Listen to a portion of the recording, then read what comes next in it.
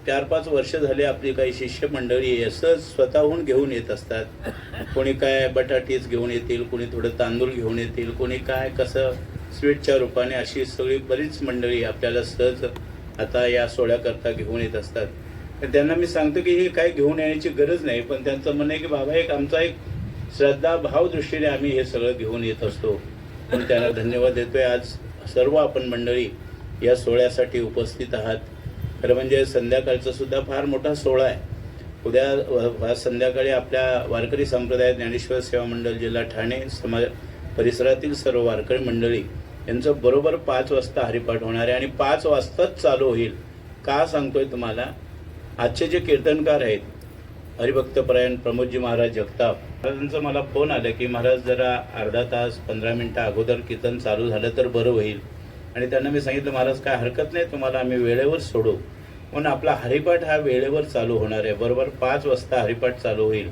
6:15 साला हरिपाठ जर आटोपलं तर आपण 6:30 वाजता कीर्तनाला सुरुवात करणार आहोत. लवकरच 8:30 पर्यंत आपली ही सेवा आपण आटोपणार आहोत. मग सर्वांनी संध्याकाळी सुद्धा हरिपाठापासूनच सर्वांनी उपस्थित राहायचं आहे. मंडळी सर्व उपस्थित राहतोच, त्यांच्यावर प्रेम आहे. महाराजांना असंच मी सांगितलं की महाराज मी जोपर्यंत नाही बोलत नाही तोपर्यंत तुम्हीच प्रवचनरूपी सेवा करायची आहे. आज कमीत कमी 5 ते 10 वर्ष ती सेवा करत आहेत. त्याच्या अगोदर आनंद महाराज वेडेकरांची सेवा असायची. कारण कसं आहे, अभ्यासू माणूस फार महत्त्वाचा आहे. सोहळ्याला कोणीही व्यक्ती सोहळ्याला बसवायची, अभ्यास फार महत्त्वाचा आहे. आज उत्तम अशी सेवा दरवर्षी त्यांची होत असतो. म्हणून परिवाराच्या वतीने ग्रामस्थांच्या वतीने महाराजांना धन्यवाद देतोय. अशी सेवा त्यांची व्हावी ही नाथबाबांच्या चरणी प्रार्थना करतोय. सर्वांना धन्यवाद देतोय. राम.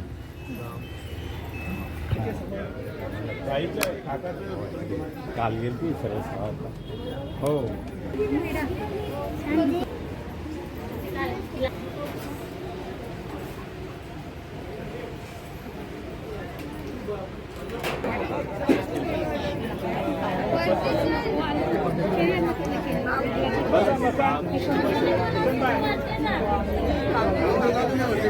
हो महाराज जी, मध्ये पण बसा. घरातली सेवा